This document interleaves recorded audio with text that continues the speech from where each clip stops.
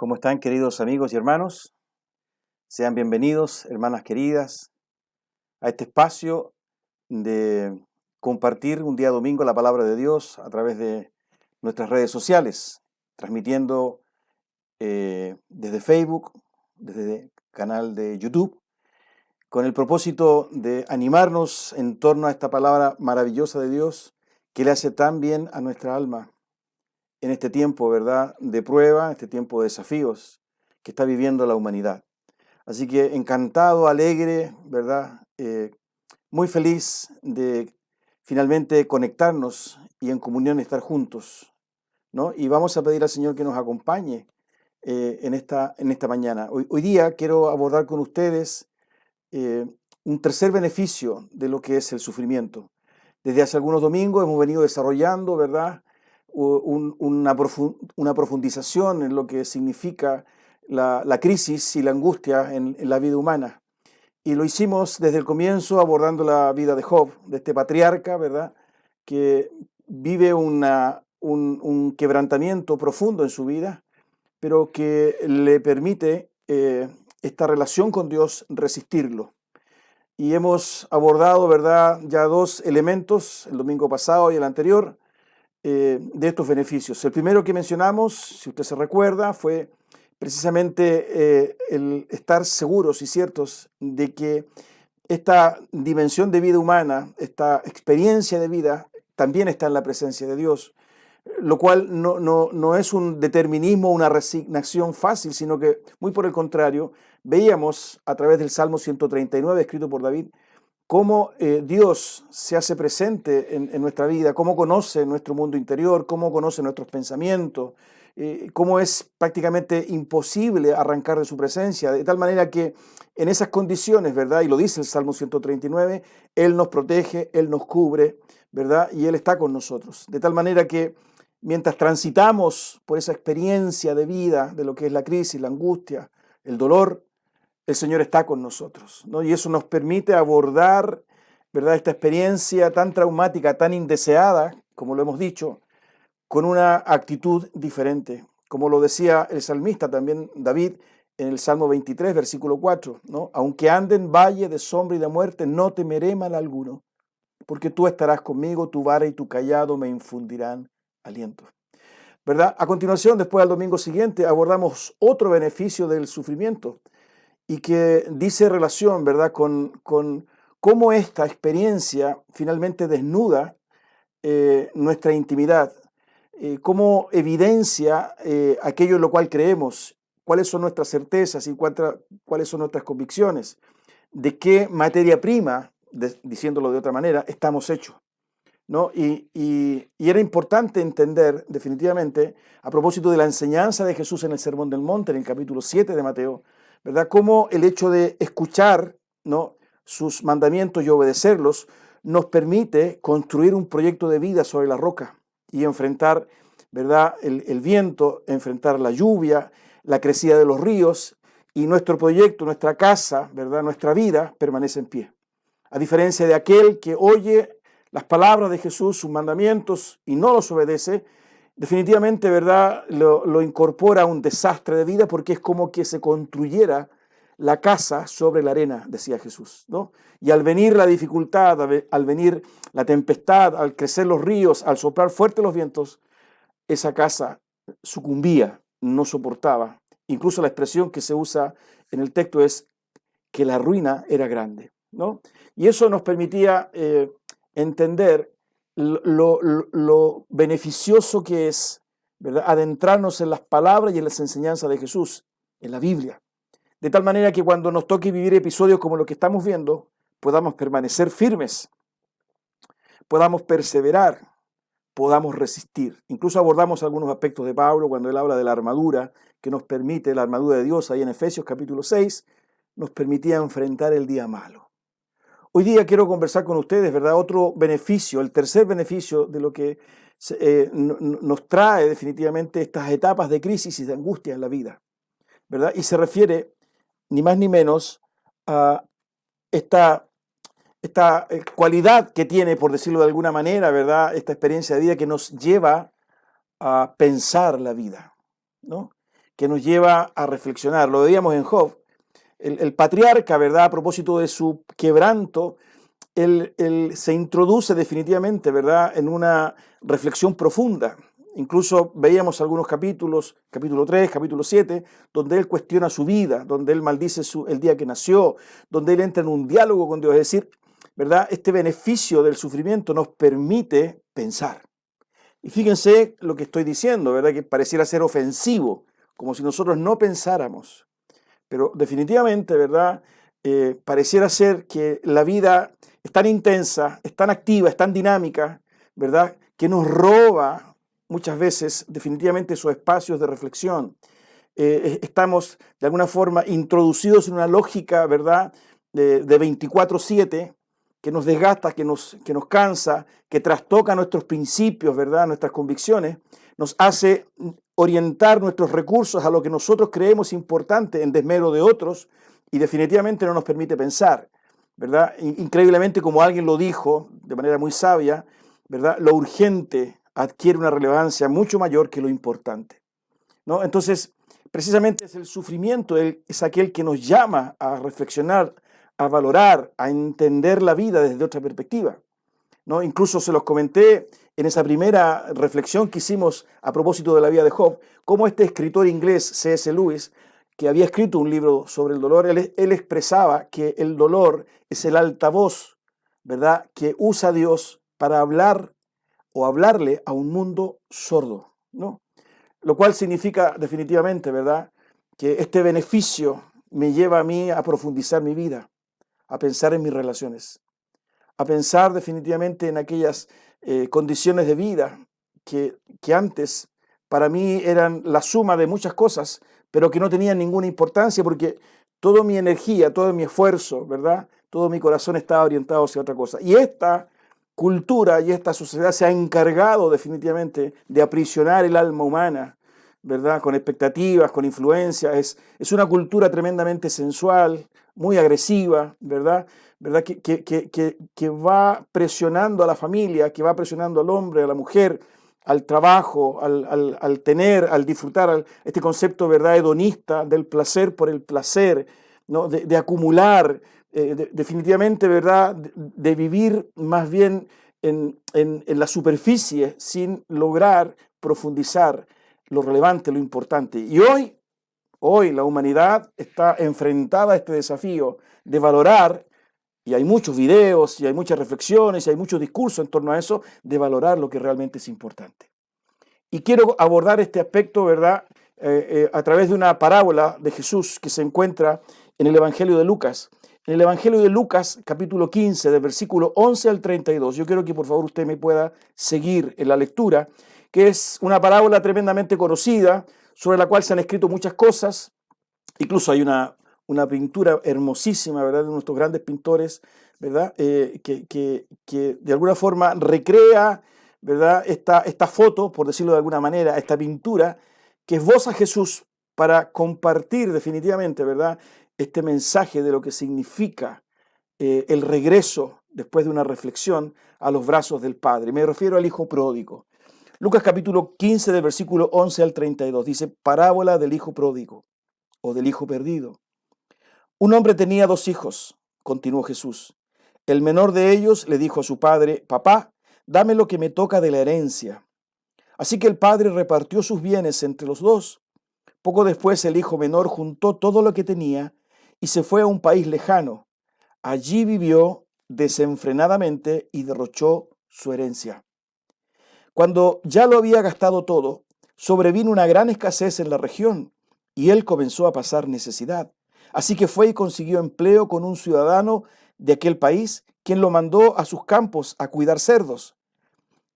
Tanta hambre tenía que hubiera querido llenarse el estómago con la comida que daban a los cerdos, pero aún así nadie le daba nada. Por fin recapacitó y se dijo, ¿cuántos jornaleros de mi padre tienen comida de sobra y yo aquí me muero de hambre? Tengo que volver a mi padre y decirle, papá, he pecado contra el cielo y contra ti, ya no merezco que se me llame tu hijo. Trátame como si fuera uno de tus jornaleros. Así que emprendió el viaje y se fue a su padre. Todavía estaba lejos cuando su madre lo vio y se compadeció de él.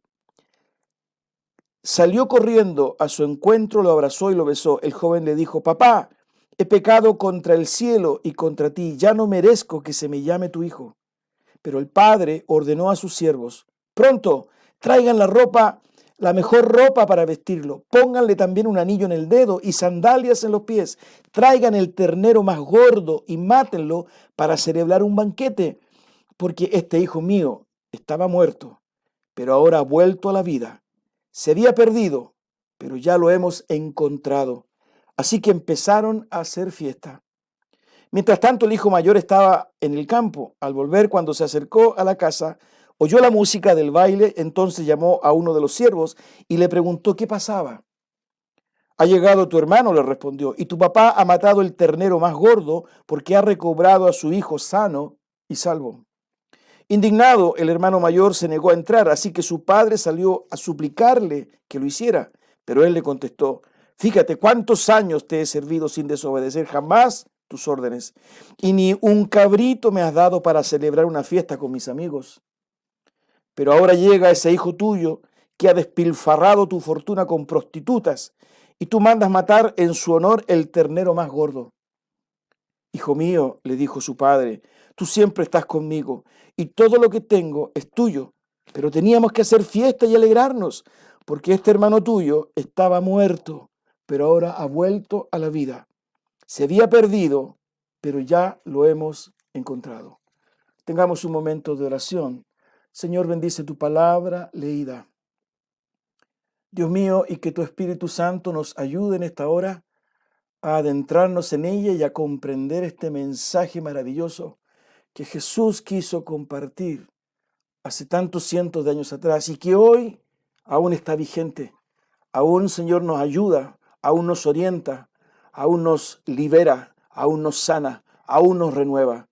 Padre, gracias, Señor. Nos encomendamos a ti en estos minutos para que tu palabra confronte nuestro corazón, nos anime y nos guíe por aquellos caminos y propósitos que tú has dispuesto para nuestra vida. Gracias, Señor, en el nombre de Jesús. Amén. Pues bien, aquí definitivamente, ¿verdad? Vemos un ejemplo a través de una parábola. Es una parábola que está contando Jesús. Fíjense, y se la está contando a un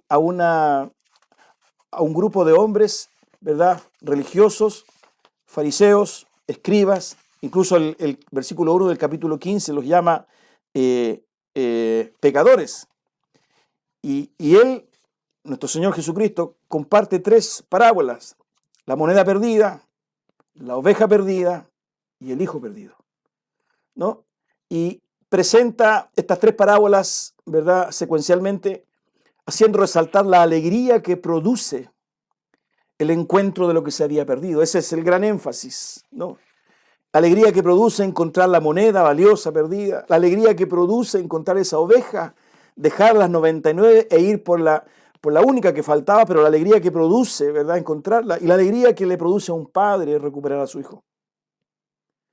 Y es importante hacer este énfasis definitivamente porque es un mensaje profundo que refleja y revela el compromiso, ¿verdad?, de Dios, el protagonismo de Dios, ¿verdad?, en la vida humana.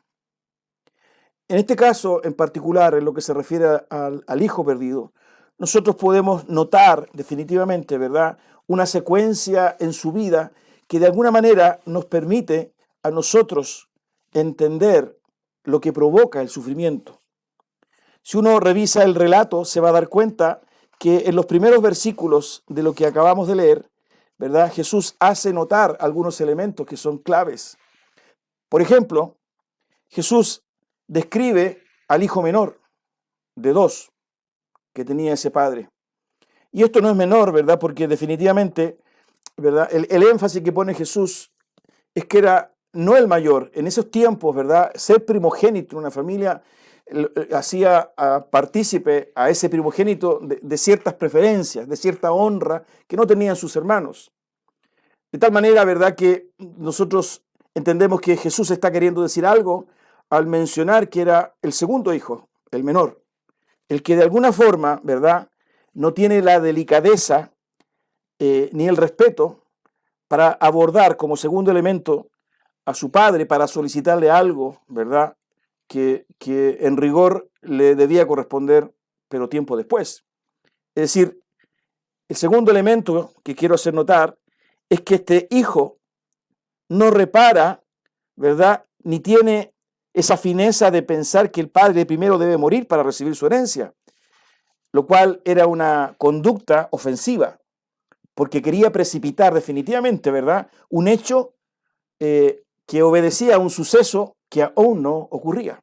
Anticipar definitivamente algo que en algún momento debe ocurrir, por sobre, ¿verdad?, la vida de su padre. Lo tercero, que va muy de mano con lo que acabo de decir, es que esta actitud evidentemente es una falta de respeto. En aquel tiempo, ¿verdad?, en la institución padre, la paternidad del padre era venerado, era tremendamente respetado, ¿no? Y cuando uno aprecia el perfil de la parábola, uno se encuentra con que es un hombre de respeto, un hombre que tiene bienes, que tiene ganado, ¿verdad? Es un patriarca, por decirlo de alguna manera, ¿verdad? Sin embargo, este hijo menor no lo respeta, ¿no? Sino que definitivamente, ¿verdad?, se rebela contra eso, y incluso uno lo puede apreciar cuando mira el quebrantamiento de él, cuando él piensa en lo que le va a decir a su padre, ¿verdad? Uno evidencia que definitivamente él era consciente de que había ofendido, ¿verdad?, la honra y la condición de padre, de su padre. No solo había anticipado, ¿verdad?, un suceso más allá de la vida de su padre, sino que además había sido un hombre irrespetuoso. Lo cuarto, ¿verdad?, que también Jesús hace notar definitivamente es la conducta de este hijo.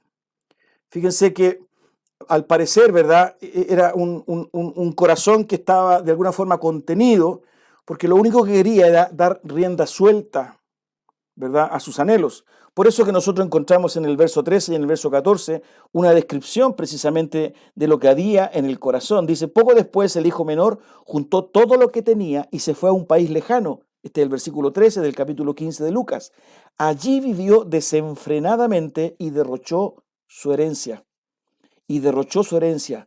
En el comienzo del versículo 14 dice, cuando ya lo había gastado todo. Y además hay una tercera confirmación, ¿verdad?, de lo que sucedió en el corazón de este joven, precisamente cuando el hermano mayor, ¿verdad?, aborda este suceso con su padre, y cuando él le dice, papá, él ha gastado todo lo que tenía, ¿verdad?, con prostitutas, en los versículos que están más adelante, ¿no? Entonces, nosotros podemos entender en el versículo 30, pero ahora llega ese hijo tuyo que ha despilfarrado tu fortuna con prostitutas, ¿no? Y tú mandas matar en su honor el ternero más gordo. Estos cuatro elementos, ¿verdad?, que menciona Jesús, nos permiten entender definitivamente que estamos en presencia de un corazón que largamente quería vivir su vida, quería disfrutar su tiempo. Incluso un corazón, una vida que sobrepasa definitivamente ciertos cánones y ciertos patrones y ciertas costumbres y ciertos principios culturales de la época, sin importarle. Incluso en una relación tan intensa, tan importante, ¿verdad?, tan institucional, tan honorable como la relación con su padre. Pero él, ¿verdad?, se dedica a vivir su vida.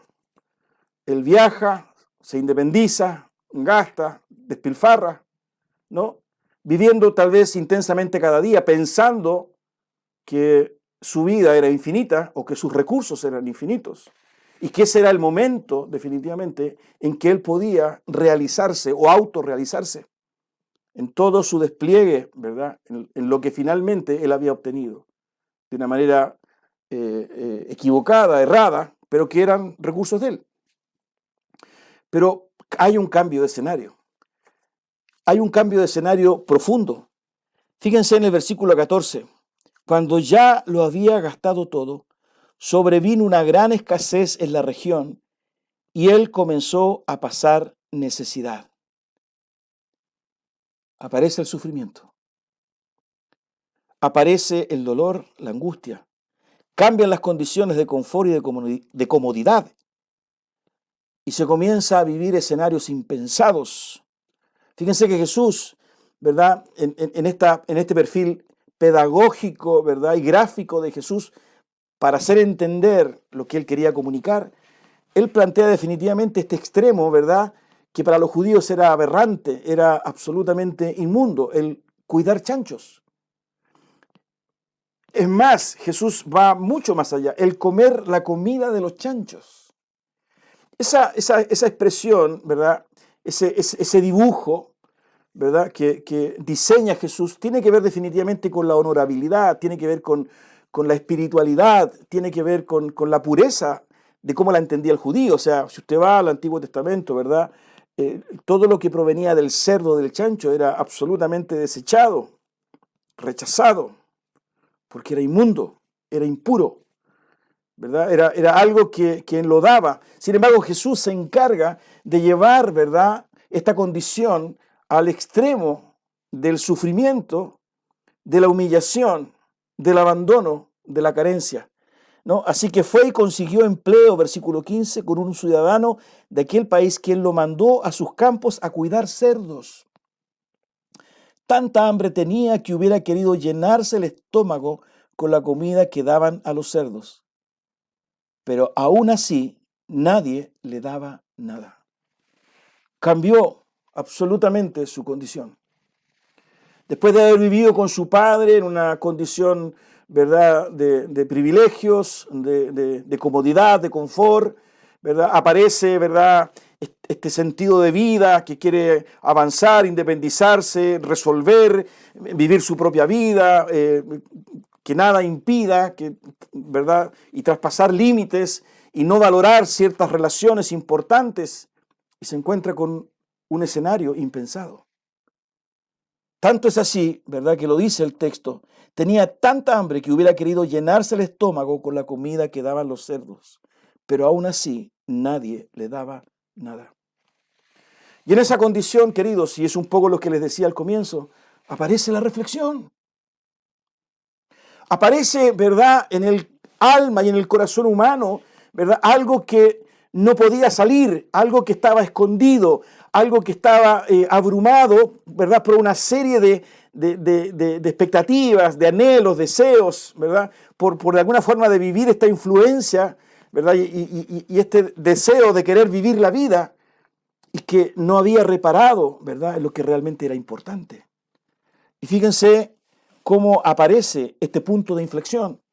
Versículo 17, por fin recapacitó y se dijo. Punto de inflexión en la vida humana. Por fin recapacitó y se dijo. En la Reina Valera dice, volviendo en sí. Si no hubiese vivido, ¿verdad?, esa condición de carencia, de necesidad, de hambre, la humillación, ¿verdad?, la cual estaba experimentando en su vida, esa desazón, esa confusión, no habría llegado probablemente, ¿verdad?, ese minuto, ¿verdad?, de autorreflexión, de ese punto de inflexión en su vida.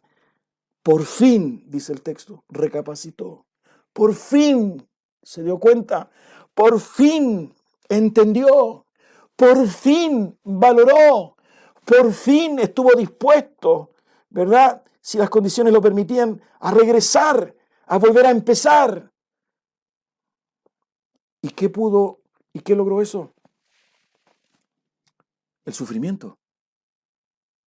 Una humanidad, ¿verdad?, que se ha preocupado de crecer, de consumir, de producir, de generar espacios de placer, de resolver absolutamente todas las preguntas, ¿verdad?, de desechar a Dios, de privilegiar por sobre todo, ¿verdad?, como el eje del cosmos al ser humano, ¿verdad?, quien supervisa, quien controla, quien crea, quien determina, quien decide, apartado absolutamente, haciendo lo que ha creído que debe hacer, estructuras de poder, sistemas políticos, económicos, que han querido hacer lo que han querido hacer, pero que hoy, ¿verdad?, a través de la experiencia de un virus microscópico, finalmente recapacitan.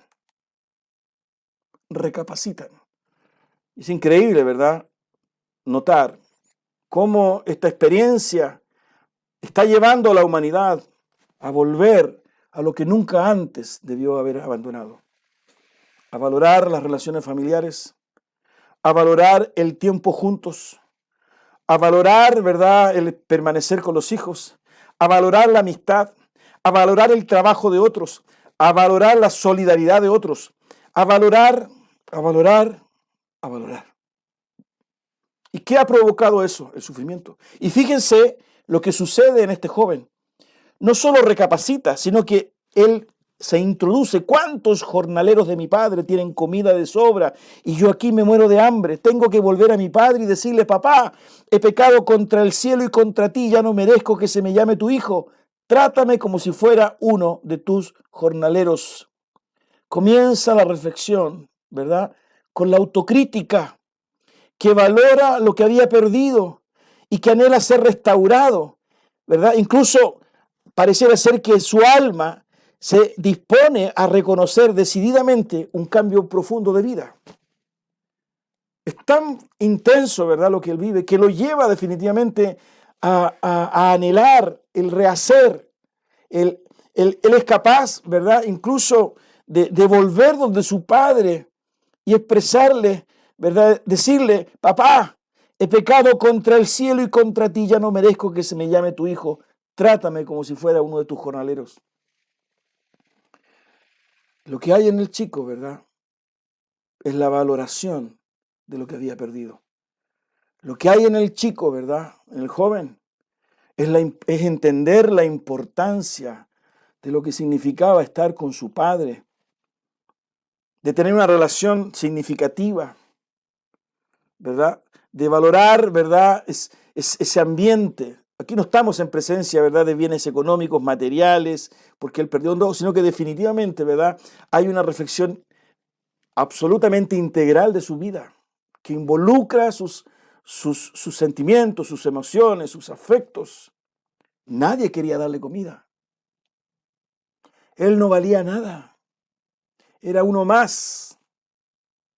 Por eso anhelaba satisfacerse con la comida de los cerdos.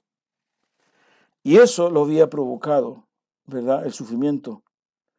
Es tan intenso, ¿verdad?, que definitivamente esta experiencia humana estimula a realizar lo necesario con tal de cambiar esta realidad. Fíjense que tiene la fuerza precisamente para hacerme tomar decisiones. Esta experiencia del dolor y de la crisis tiene tal fuerza que me lleva a tomar decisiones. Por eso que C.S. Lewis decía que el dolor era el altavoz de Dios para hablarles a un mundo sordo.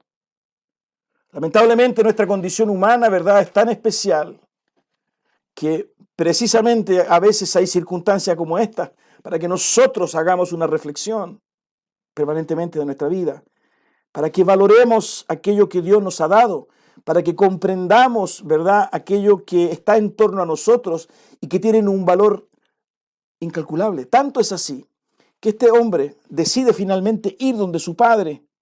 No solo experimenta esa reflexión y ese pensamiento, esa emoción y ese sentimiento, no solo, ¿verdad?, usa su imaginación para entender lo que él ha perdido y cómo estaban incluso los jornaleros, a diferencia de él, en la casa de su padre, sino que definitivamente toma una decisión, ¿no? Él dijo: así que emprendió el viaje y se fue a su padre, versículo 20, ¿no? Todavía estaba lejos cuando su padre lo vio y se compadeció de él. Salió corriendo a su encuentro, lo abrazó y lo besó. El joven le dijo: papá, he pecado contra el cielo y contra ti, ya no merezco que se me llame tu hijo. Fíjense, si usted revisa, que él no alcanza a dar todo el discurso que tenía preparado. Él termina, ¿verdad? Dice: papá, he pecado contra el cielo y contra ti, ya no merezco que se me llame tu hijo. Y el papá lo interrumpe, pero el padre ordenó, lo interrumpe. La Reina Valera dice que lo abrazó y lo besó, pero él no logra terminar. ¿Y qué fue lo que le faltó? ¿No? Lo que le faltó es: trátame como si fuera uno de tus jornaleros. No alcanzó a decir, porque la alegría de su padre al ver que su hijo había regresado, ¿verdad?, le interrumpe. El sufrimiento me lleva definitivamente a tomar una decisión ¿verdad? Para rehacer mi vida, para tratar de rescatar aquello que perdí, que no debía nunca perdido. En el relato nosotros encontramos, ¿verdad? Y eso es lo que Jesús quiere enseñar a sus interlocutores, lo que sucede con la vida humana cuando nos apartamos del Padre. Lo que sucede con nosotros cuando queremos entretejer nuestra vida y no valoramos aquello que Dios ha puesto a nuestro alrededor. La familia, los amigos, relaciones importantes, relaciones significativas que tienen que ver definitivamente, ¿verdad?, con un despliegue de recursos que Dios le ha dado al hombre. La capacidad de pensar, la capacidad de crear, la posibilidad de animar a otro, de contener a otro, la posibilidad de escuchar a otro, de ser solidario y generoso con el otro, de entender, ¿verdad?, que vivimos en una comunidad donde nos necesitamos y donde la presencia de Dios es tan relevante para vivir, ¿verdad?, a plenitud la vida humana. Lo que hay en esta parábola definitivamente es la esperanza, porque el Padre, ¿verdad?, que recibe a su Hijo, no escatima en recursos, echa la casa por la ventana, porque lo que se había perdido, ¿verdad?, se ha rescatado, se ha encontrado. Hoy es una oportunidad tremenda y la humanidad tiene que entender, y yo me atrevo a decir incluso la propia iglesia de Dios tiene que entender que estos sucesos y estos episodios que estamos viviendo deben finalmente llevarnos a restaurar una relación, primero que nada con nuestro Padre, con Dios, sabiendo que Él sale a nuestro encuentro, nos abraza, prepara una fiesta, nos viste, ¿verdad?, con los mejores trajes, ¿verdad? Asa y manda a asar el mejor cabrito, el mejor ternero, ¿verdad? Hace fiesta, porque definitivamente hay un reencuentro y desde ese momento yo comienzo a vivir, ¿verdad?, la vida que nunca debía haber dejado de vivir al lado de mi Padre y que tiene que ver definitivamente con estas relaciones, con esta condición humana que Dios me ha permitido tener, mi esposa, mis hijos, mis capacidades, ¿verdad?, no para endiosarme, ni para construir, ¿verdad?, mi imperio, ni para levantar de alguna forma alguna estatua a la cual yo mismo, ¿verdad?, tenga que prenderle velitas, sino que definitivamente a través del prójimo, a través del otro, construir, ¿verdad?, un mundo mejor, con la presencia de Dios en la vida de cada persona. Porque definitivamente el relato me habla precisamente de este reencuentro con Dios a propósito del dolor, de la tragedia que mis propias decisiones me llevan a tomar. A diferencia de lo que pasa hoy día, ¿verdad?, porque definitivamente esta presencia pandémica, ¿verdad?, que se ha introducido en la realidad de vida humana, nos está llevando y nos ha llevado precisamente a valorar todo esto. Pero lo que quería compartir con ustedes es este beneficio, es esta esperanza. Aún es tiempo, aún podemos regresar, aún podemos reencontrar, ¿verdad?, esta relación significativa con Dios, aún podemos incorporar a nuestra vida que se estaba construyendo, ¿verdad?, de manera tan frívola, tan superficial, tan consumista, tan hedonista, tan agresiva muchas veces, ¿verdad? Un entramado, ¿verdad?, un fundamento, un cimiento que se sustente definitivamente con lo verdadero, con lo legítimo, con lo virtuoso, con lo importante. Y el sufrimiento nos lleva a eso. Por eso que este hombre reconoce su condición y toma esa decisión, recapacita, ¿verdad?, y valora lo que había despreciado, lo que había ofendido, lo que había rechazado, lo que ya no le interesaba. La Biblia dice que en Apocalipsis, Jesús lo dice: si oyereis mi voz, no endurezcáis vuestros corazones. Queridos, en el nombre de Jesús, yo te quiero animar en esta hora a que en las condiciones que hoy día estás viviendo, tú puedas recapacitar, y tú puedas entender que es necesario regresar, que es importante y es esperanzador volver a comenzar, porque hay un Padre que te espera, un Padre que ha provisto aquello que necesita tu vida. Personas, relaciones, ¿verdad? Principios, costumbres que van conformando tu vida que nunca debiste dejar. Y la clave es Jesucristo. Yo soy el camino, la verdad y la vida. Nadie viene al Padre sino por mí. ¿Tú quieres regresar? ¿Tú quieres devolverte? ¿Tú quieres comenzar de nuevo? Acércate a Jesucristo. De tal manera que a través de Él puedas llegar a este Dios maravilloso y comenzar de nuevo tu vida. Que el Señor te bendiga. Estamos en la lucha.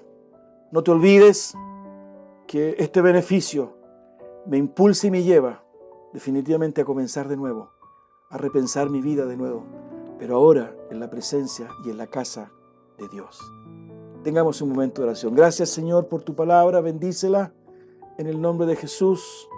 Te rogamos, Señor, de tal manera que esta etapa, Señor, nos lleve finalmente a tomar decisiones.